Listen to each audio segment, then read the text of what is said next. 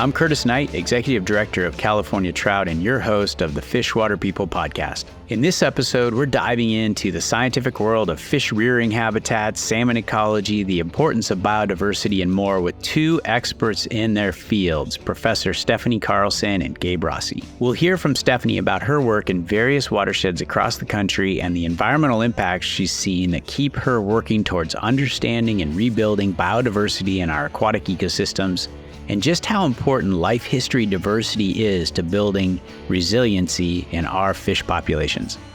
Gabe will give us some insight into applied science and how important fish monitoring is to better understanding watersheds that still remains something of a mystery to us. We'll explore optimism in the face of daunting statistics, the weight that comes with studying species on the brink of extinction, just how complex conservation and restoration efforts are, and how information gathered by researchers like Gabe and Stephanie is turned into real-world actions. So whether you're passionate about river ecosystems, salmon recovery, or the broader dynamics of aquatic habitats, you're in for a great conversation with Dr. Gabe Rossi and Dr. Stephanie Carlson on this episode of Fish Water People. I've been looking forward to chatting with these two for a long time, so let's get into it. Stephanie and Gabe, welcome to the Fish Water People podcast. I'm excited to have two top-level scientists, fish people, water people, people who spend their day thinking about really cool things regarding California's rivers and landscapes and things like that. So really excited to talk to you both. Maybe we can start off by just having you both introduce yourself. Stephanie, why don't you go first? Sure. Well, it's great to be here, Curtis, and I'm excited to be in conversation with you and Gabe today. I'm Stephanie Carlson. I'm a fish ecologist at UC Berkeley. I've been here for about 15 years now. I teach courses on fish ecology, and freshwater ecology, and field ecology. And our group thinks a lot about the factors that influence the dynamics of fish populations, their persistence and their resilience. And through this position, I came to know Gabe Rossi, who's also here on the call in this. Yeah, I'm a research scientist at UC Berkeley, and I work on Pacific salmon. I'm very interested in applied science and in using scientific knowledge about salmon and salmon populations and food webs, river food webs, to work toward recovery. And that applied part of it is so important, but I think it's worth talking a little bit about how intertwined you are with CalTrout, where Stephanie, it's such an honor to have you on our board that provides such credibility for us and insight and the advice and influence that you can have there. And Gabe, worked for so long with our North Coast staff on developing science programs, implementing science programs. And I think it really underscores our commitment to science. And I really am curious to hear about, and I think our listeners would be too, about the thought process of science and how you all think about it on the day-to-day when you think about California's rivers, the fish that we love. You see the impacts, you see climate change coming, you see all this. So then what? What do you do? What are the big questions out there that you're asking yourself? So Stephanie, how do you think about that every day? Yeah, it's a great question. In general, I think what we're trying to do is understand how the world works. And when we think about salmon populations in particular and salmon recovery, we can ask ourselves questions about why we don't see recovery in places where we've been putting a lot of time and energy and resources. And so what are the pieces of the puzzle that we're missing? And for me, a lot of that comes down to thinking about life history diversity and some of the lessons that have come from sort of contemporary science. So one of those big lessons, for example, is that salmon exist as metapopulations, complex of populations that are connected by dispersal. And those populations are spread out across the landscape, across a mosaic of habitats. And as a consequence of breeding and rearing in different places, they encounter a range of different conditions. They experience the landscape in different ways. And as a consequence, they move through their life cycle in different ways. Some of them may rear in the environment where they were born for 1 or 2 years and then move directly to the ocean, while fish in other populations might move very quickly out of their natal habitat to the downstream main stem, take advantage of floodplains in the estuary on their way out to the ocean. And what we recognize now is that those different tactics of moving through the landscape lead to differences in their life history traits connected to their life cycle, including the number of years that they spend in freshwater, the number of years that they spend in the ocean before they come back into freshwaters to breed, the timing of those migrations. And much like a well-built financial portfolio, salmon populations that differ in their traits and differ in their dynamics basically provides some insurance against environmental variation and change. So it's kind of a precautionary approach, just sort of thinking about, arguing for keeping all the pieces, and where we have lost pieces, thinking about how to use restoration actions to rebuild them. So a lot of our work really emphasizes that life history diversity within salmon populations is the linchpin for stability and resilience. And we think a lot about the factors that give rise to that diversity, the factors that erode that diversity, and how to rebuild it where it has been lost. And some of Gabe's work really picks up on this. Right. I mean, I remember you giving some examples about Alaska and some work that you did up there. Give some examples of what you're talking about there with that life history diversity and how important that is to resilient metapopulations. Sure. Well, the iconic example, the one you've heard me speak about before, is from the Bristol Bay region of Alaska and sockeye salmon. These are where the ideas kind of originated.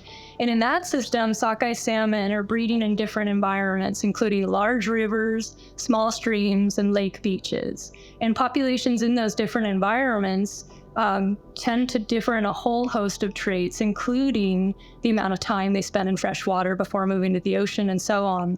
And as a consequence, they differ in aspects of their dynamics, such that not all of the populations are trending the same way, up or down, but rather neighboring populations in small streams and big rivers and lake beaches are actually varying somewhat independently of each other. And while we might hope for all of them to be trending up, it's it gives us some insurance when they're actually doing different things, because that means that they're responding differently to the same large scale and climate variables, for example. And then we can think about in California, some of the work that we're doing, for example, compares the life histories of fish originating from perennial streams, cool, shaded perennial streams, versus, say, intermittent streams that are more open and warmer, and trying to make connections between the conditions that they encounter in those different environments, the opportunities in those environments, and the habitats that are needed for fish originating from those different environments to be successful. And that leads us to thinking about sort of a whole watershed, whole landscape type approach, and the importance of rearing opportunities in downstream sections of the watershed, in addition to rearing opportunities in their natal reaches. And this is really where Gabe's work kind of picks up these foodscape ideas that he's been advancing as part of his dissertation work. Yeah, maybe we can jump to that, Gabe, too, a little bit. Let's bring that to California too a little more. I mean, that idea of life history diversity really helping with resilience in the face of environmental variability. So you never know what you're going to get environmentally. California is kind of the epitome of that with our extremely variable climate. And maybe, Gabe, I mean, also, can we bring it to the eel a little bit too? Can we ground this in a river as an example? I know how much you've done in the Eel River, now both of you, and we're active there as well. So maybe in that context, Gabe, give us some insight into foodscapes, the Eel River, and some of this these concepts Stephanie's talking about. Yeah, the hardest part about these conversations is always where to start, and where do you jump into the conversation? And it's almost worth really fast running through time a little bit, because, salmon recovery, salmon restoration is not just a scientific exercise, it's a social exercise. And we're definitely affected by how we think as a community and a society. If you look back, let's say 150 years, and of course, I'm taking the Western scientific lens, which is a very short segment of the human history with salmon. Humans have been living with these fish for millennia successfully, often all around the world, in North America and Europe and Asia. And so we have a lot to learn from the human history of how coexistence with these animals has been successfully done. But even in our kind of Western scope here for the last 150 years, it was very early on that we started overfishing these populations and realizing there were problems with how we were managing them. And, in the Industrial Revolution mindset, we said, oh, well, we can just catch all the fish and grow them in hatcheries and we could have our cake and eat it too, And then I'm going to move way faster and not give any of these things the due diligence, but I wanted to just give this idea that these narratives have changed through time. But, this idea that we can just grow all the fish we want, that didn't really work. This idea that we can just, get rid of all the dams. Yes, we'd like to do that, but that alone doesn't really work. This idea that physical habitat and space is all we need. Well, that's important, but that alone doesn't really. Each one of these things adds a piece to our understanding, but none of them are they're necessary but insufficient to actually address the problems that we're facing. So I think what Stephanie's talking about with life history diversity and the way that these animals are adapted to the landscapes that they live on, in the way they live their lives, in their physiology. And so when we think about how humans have changed the world and how we've altered those habitats, we want to try to ensure that animals have access to the physical and biological diversity that they were adapted to. And then we can watch them express that life history, or hopefully re-express those life histories that allowed them to be successful. Yeah, I love that. And Stephanie, she said foodscape. And I think I perked up at that. I mean, what do we mean? What's foodscape? What are we talking about? Yeah, the idea here is to try to shift our perspective in understanding landscapes, the riverscapes that salmon live in, watersheds salmon live in, and understand that we want to restore the habitat they were adapted to. They're not just adapted to physical habitat, to water flow, to water temperature, to water quality. They're also adapted to the food that they eat. And so the foodscape just kind of refers to across the whole watershed that a salmon lives in, how is the food that salmon eat produced by both the aquatic ecosystem and the adjacent terrestrial ecosystem? How is it produced? How do salmon get to the right place at the right time so they could take advantage of food? And how have humans altered those relationships? And so whether it's by dams or by levees or by the introduction of invasive species, all those things can in different ways alter the ability of a population of fish to track and feed and grow successfully so that these anadromous animals can get big enough and healthy enough to survive in the ocean. And there's that whole feedback loop too. I mean, Stephanie, do you think about Alaska that still has a lot of this, where the marine-derived nutrients coming in from abundant salmon runs helps drive some of that, probably not all of it that you're talking about, Gabe, but some of it. I mean, Stephanie, maybe just talk a little bit about that whole feedback loop that in so many of California's watersheds is broken. Sure. So these salmon, most of our Pacific salmon species are all semmelparrots, and so they necessarily die after they breed. Steelhead are an exception. Their iteroparous can undertake multiple migrations to the ocean. But what it means is that those semmelparrot species, they're basically conveyors of marine nutrients into these freshwater ecosystems where they breed. They move out of freshwaters at small sizes, and they put on 97 to 99% of their total lifetime biomass in the marine environment. And then they move back into freshwaters and breed. And so their carcasses, the nutrients from their carcasses have been traced, into the riparian zone, into terrestrial animals, bears, and so on, but also into the aquatic food webs that support their offspring. And their carcasses are one part of that conveyor belt, but the other part of it are the eggs that they bring in.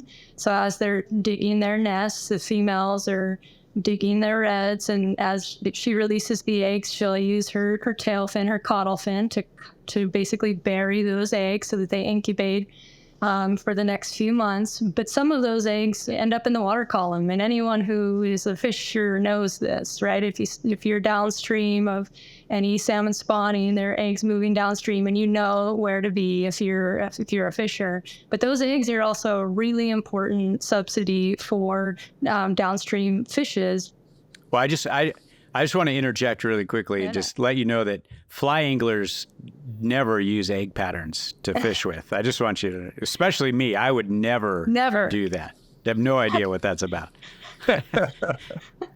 We're all tracking resources, whether we're two-legged or four-legged or we have fins. Right. But it kind of gets to that point that Stephanie was bringing up earlier of this, what's the limiting factor of us trying to get abundance back to some of these watersheds?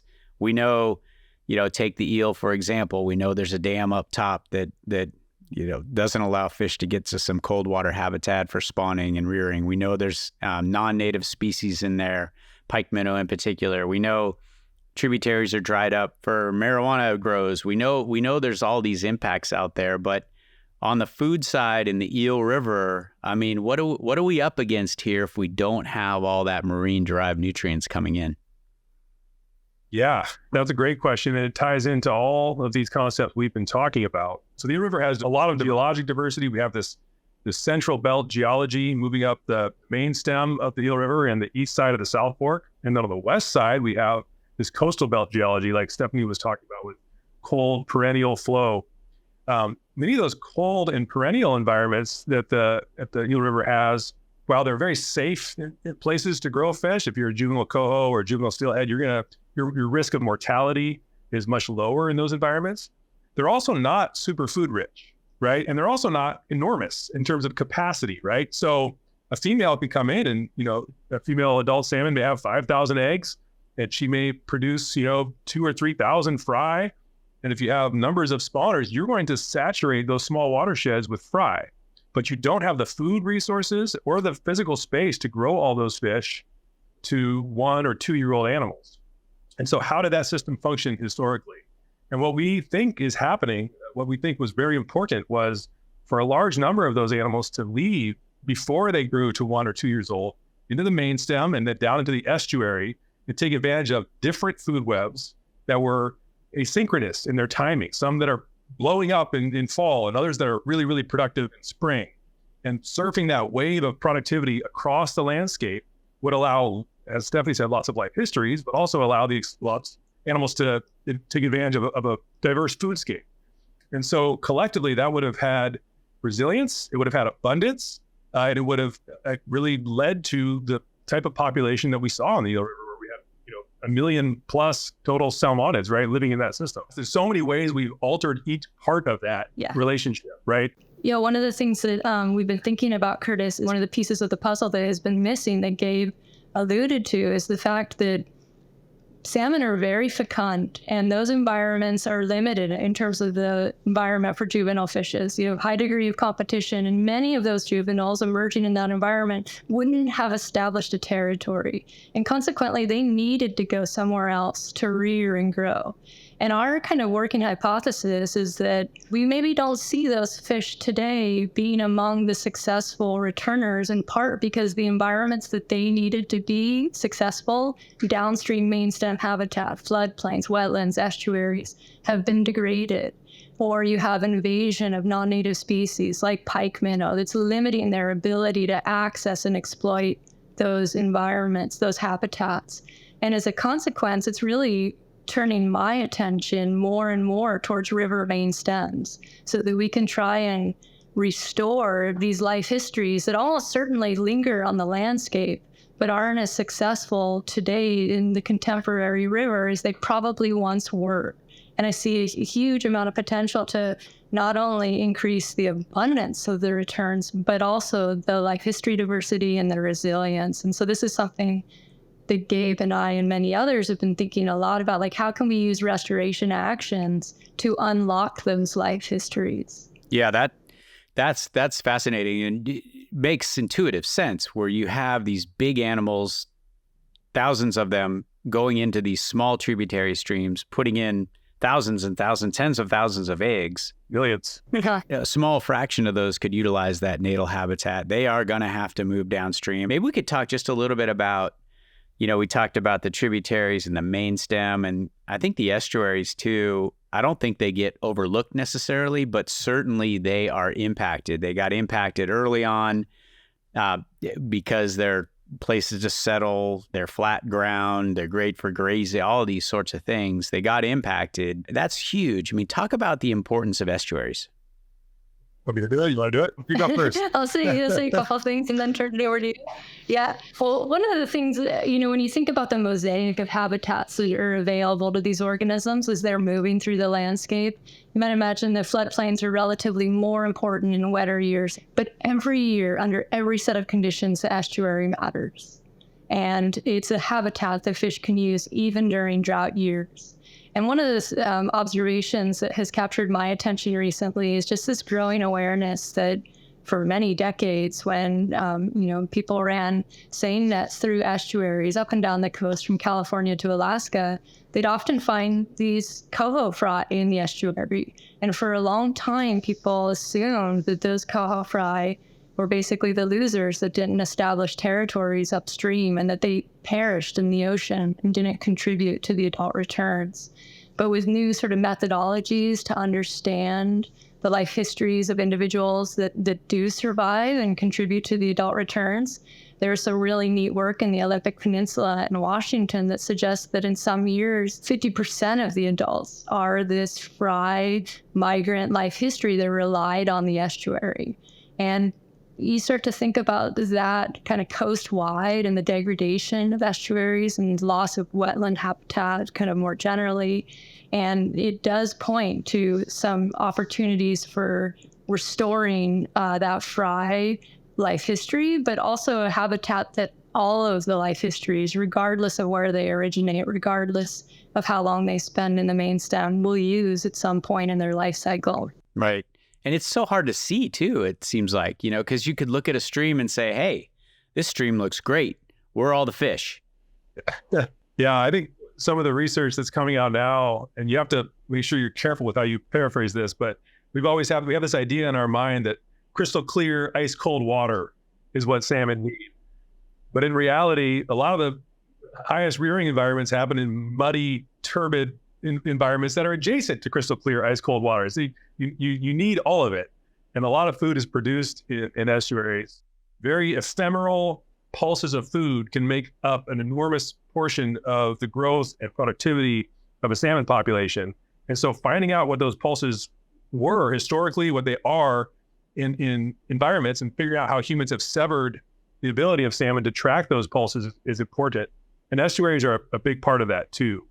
There's two things I'll say real quick about estuaries. Salmon are eating different food in estuaries. That saline environment is growing a lot of isopods and amphipods. And, just like you or I, if you wanted to be healthy, we're going to think about what food we eat. The nutritional quality of the prey salmon eat has an enormous effect on their growth, also their hormone development, their life history and behavior. And so the amphipods in estuaries, not only are they super nutrient rich, super nutrient dense, they also have fatty acids that, when we eat fish, we want those fatty acids to help our brains work. Well, those come from diatoms that go into amphipods that are eaten by salmon, right? So that's why salmon have red flesh as well. So those food resources are really important. And one thing I'm interested in now is this, what they call isotonic water, which is like partially saline, right? So it's not salty ocean water. It's not totally fresh water. Well, the gills of a fish, we all know that fish use gills to get oxygen into their blood, but they also use gills to maintain homeostasis with their blood in the environment around them. The salinity of a fish's blood is somewhere around 5 to 8%. And so when a fish is in freshwater, it's actually having to expend energy through its gills to maintain homeostasis with that freshwater. When a fish is in salt water in the ocean, it's doing the opposite. It's maintaining homeostasis in the opposite direction. But in this isotonic water, at the beginning of an estuary, what we call the ecotone, the environment that the fish are in is essentially the same as their blood plasma. And so there's an energetic benefit, it seems like, from some research for fish foraging in that environment. And if you look across California, there's no habitat we have messed up more than estuarine ecotones, the very top part of the estuary. Every highway bridge, every levee we've built, it has reduced and subtracted that amount of habitat. And I'm not making any claims that that's like the only magic bullet, but I think there's a lot we can maybe uncover about the importance of that ecotone work on the recovery of salmonids. Yeah, no, I'm glad you brought that up, because I remember this now. We were talking about this when you and I and Darren were sitting under a shady tree in a very hot Smith River during our staff retreat this year. And this concept I thought was really cool, in that, it builds in the bioenergetics of the fish too, that they're expending energy. It brings into that whole magic of smoltification too, where these amazing fish are going from freshwater to saltwater and how their bodies change there. And I guess, again, just keeping us grounded on the Eel River, that's fascinating, just when you think about what the Eel River would look like if all these things were clicking.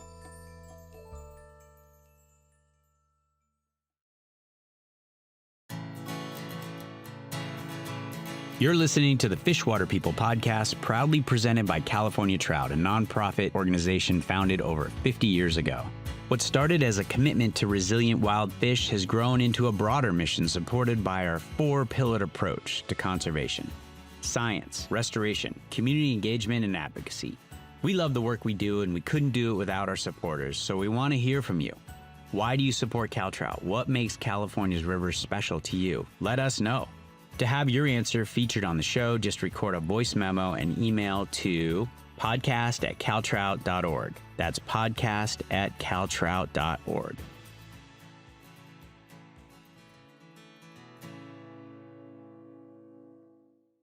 Stephanie, maybe we shift gears just a little bit, and maybe you can talk a little bit about work that you've done really throughout the world and how that helps inform, that scientific thought process. How do you bring that into the California that we live in today?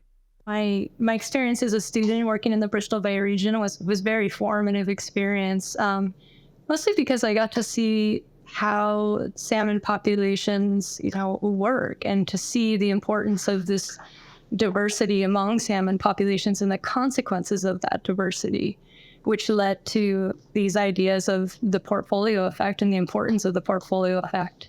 So when I started my position in California about 15 years ago, I was really thinking about salmon populations at the southern end of the range through this lens of the portfolio effect. And when I started in 2008, there was an unprecedented fishery closure of Chinook salmon. And so it led me to sort of wonder, why that happened. What were the factors that contributed to that collapse? And we very much use that portfolio kind of framing and lens to think about that problem. And that led us down a path of just sort of recognizing, one, massive habitat transformation, of course, in the Central Valley contributed to loss of habitat. And that, in part, was mitigated by production of salmon and hatcheries. And so it led me to start wondering a bit about these hatchery salmon portfolios and to what extent the hatchery portfolio was as diverse or perhaps not as diverse as the original portfolio. And so we began to kind of characterize that portfolio. And what we realized is that hatchery salmon portfolio had basically been homogenized through time. The management practices and selection in the hatchery had selected for particular life histories.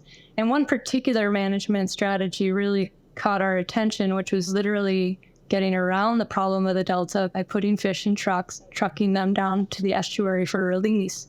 And what we realized is that means that a very large number of fish are essentially reaching the ocean over a very narrow window of time. And when that window corresponds with good conditions in the ocean, that could lead to really high early marine survival and a boom year.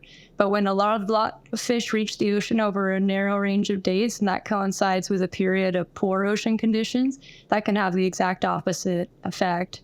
And we basically argue that narrowing of the trait diversity of the arrival of those salmon populations to the ocean has perhaps contributed to the volatility of the return. You've just eliminated all that life history diversity just right there. Yeah. One strategy and that's it. So we've argued there that there's sort of opportunities to diversify those release practices as a way to build in some diversity and some resilience. So that's one way that we've been thinking about it. I want to talk a little bit about the applied ecology here. It's just so important to have the scientific knowledge help guide the way for taking action. And I know from our standpoint at CalTrout too, it's sometimes frustratingly hard to get the resources necessary to do the work up front that it can really help steer you towards taking the action that is going to be the most beneficial. And I think you all are providing such great examples of why investing in research and science is so important for management, restoration, all these sorts of things. I think it's worth making a point about how we fund restoration and recovery work. We want to do something to fix this problem. But unfortunately, a lot of the time, we don't know enough to spend that money the best possible way. So every time we implement a restoration action, we need to study it. That's one part of it. Another part of it is just monitoring our population. There's a lot of very dedicated people that I work with who spend their careers monitoring salmon populations. But one thing that is just ubiquitous across all of them is a chronic lack of funding to monitor our salmon populations. And as a result, there are in the Eel River, there's components of this population we know very little about, even though this is a restoration priority for state, federal, local, tribal entities, right? And yet we have big black boxes in our knowledge of just the status of the population. So I think everything we can do to improve our funding to support monitoring, effective monitoring. This isn't just monitoring to put information on a shelf. This is monitoring to understand what's currently going on with all these populations and then directly connect that to recovery, to implementation tools. So I think that's a big need. Mm-hmm. To try to put all this together a little bit too. I mean, part of what I hear is that the more knowledge we get a better idea of what some of the limiting factors might be and how do we address those. Do you feel like there's a tipping point out there where, you get it right and boom, here they come? Because we know salmon can do that. We know they can colonize a habitat really quickly. So I'm getting at optimism here a little bit. I'm curious if you're optimistic about our ability to return abundance to some of, let's say the Eel River. So Stephanie, what do you think? I mean, honestly, I feel like to be in this business, you have to be somewhat optimistic. We're facing incredible crises here. I mean, salmon, your lead scientist, Jacob Katz, published a paper basically 10 years ago explaining that 80% of California's salmonids are on the road to extinction by the end of this 100 years if we don't take, quick and large-scale action to change this course. And we have people in my lab, for example, working on endangered winter run Chinook, on endangered Covo salmon, on threatened spring run Chinook. We have people working on some of the most freshwater dependent salmonids in California and working on these species that are very much on the brink of extinction. And we have a lot of conversations about just sort of the weight and heaviness that come with studying these species. I feel that when we sort of think about the actions that have been taken, and Gabe gave a nice overview earlier, is from, shifting our focus from habitat, to water management, to now starting to think more holistically about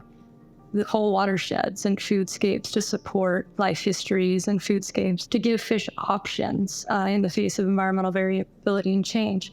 I think that if we're able to implement actions that actually open up the mosaic and open up connectivity at the right time, that the responses can be rapid.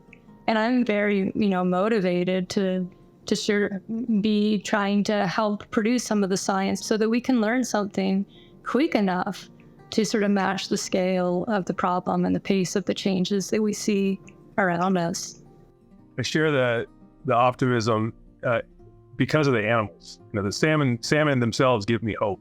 And when we look just in the Eel River, there were letters written to Congress in 1888, 1890 saying, hey, we are killing off the Eel River salmon run. We're doing like 135 years ago. Like there's no salmon coming back because we have just desecrated this population. And it's no coincidence to me that this also occurred when the genocide that was happening to Native Americans occurred. And so the huge overfishing, right? Then we have those huge overharvest, massive forest degradation, biblical floods, the invasive species, cannabis, the disease, the climate change, and fish are still coming back. They're still coming back. Every fish that comes back to the Eel River is a miracle. And so to me, that alone gives me a lot of hope. So they're not extinct. That's one thing we got going for us. They're extremely resilient. That speaks to why they're not extinct.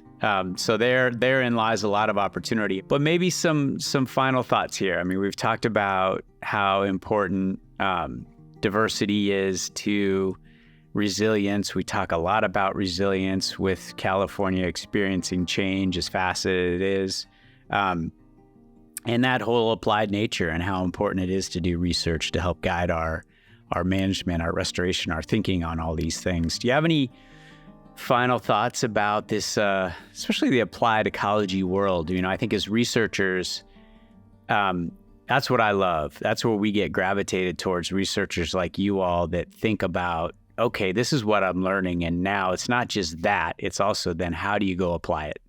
Look, I would say, this relationship from the academic side, perhaps, that we have with CalTrout is an example of something that works. And what I mean by that is often, historically, and maybe today still sometimes, you see this division of labor in salmon restoration, right? There's the folks in the tractors, and there's the folks who are the regulators, and there are the nonprofits, there's the indigenous groups, and then there's the academics, and everyone lives in their little world and contributes in these very formalized, structuralized ways. And there's not this sense of community always, right? But conversely, there are places where I as a scientist am embedded in a restoration community, and CalTrout opens doors for that. I feel like a really important aspect of this is the development and the maintenance of a community that shares a vision toward recovery. And there can be diversity within that vision. We don't have to all exactly agree on whether it's the number or this. I mean, there's always going to be disagreement, but that there's enough overlap in that vision between all of us that we can effectively and socially kind of work toward change. That's where science can be the most effective. Science isn't effective when, Stephanie and I are writing papers that, we're arguing with a peer reviewer, then they get put on a shelf and never read, right? It's when those ideas live as narrative and as reference states and paradigms that can be a part of a story working toward recovery. Yeah, the people side of it, how important the people side of it is. Well, yeah, Stephanie, we're going to give you the final word here. I think, Gabe captured it nicely, but I think maybe another way to say it is just that, we think that impactful research doesn't happen in isolation, right? Or that we're trying to do studies that are identified by our partners as priorities to help guide recovery. And as part of a community, when you're can work together to develop a shared vision about what recovery looks like. Very much appreciate Gabe's sort of thoughts there, but just really emphasizing that we're striving to be part of a community that's working towards recovery of salmon. And there's a particular role maybe the universities can play in that process. And we really benefit from our partnerships with CalTrout and with others as part of this whole endeavor to try and recover these fishes. Well, and I would say the same thing from the CalTrout perspective. It's such an amazing partnership with you all at UC Berkeley, and the applied ecology aspect of it is such a huge part of it. It's such a good two-way street or five-way intersection, I guess, as Gabe was trying to point out. There's a lot of different partners to bring into the fold, and that's what makes it happen. And in that sense, too, I think it's the diversity that creates resilience there as well. Well, thank you both for your time today and all the thinking and work that you do to help California be a better place. Curtis, thanks for having us. Thanks, Curtis.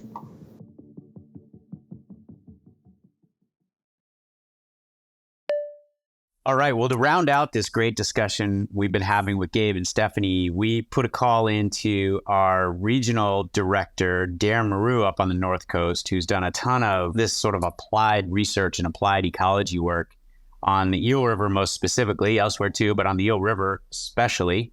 So Darren, welcome to the Fishwater People podcast again, and great to connect with you.